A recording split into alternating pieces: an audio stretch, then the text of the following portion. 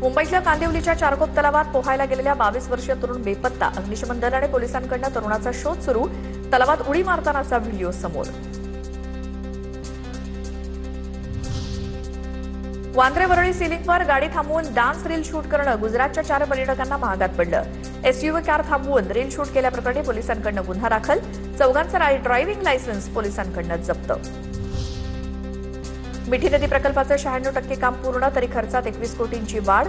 सुधारित प्रस्ताव स्थायी समितीसमोर सादर. प्रकल्पाचा खर्च 604 कोटींवरनं 625 कोटींवर पोहोचला. कुर्ल्याच्या नेहरू नगरमध्ये 12 वर्षांच्या मुलाचा लिफ्टमधनं पडून मृत्यू. 10व्या मजल्यावरनं पडून मुलगा लिफ्टच्या डक्टमध्ये पडून जखमी झाला. जखमी मुलाचा उपचारादरम्यान मृत्यू झाला. लिफ्टचा सुरक्षा दरवाजा अचानक उघडला गेल्यामुळे मुलगा डक्टमध्ये पडला.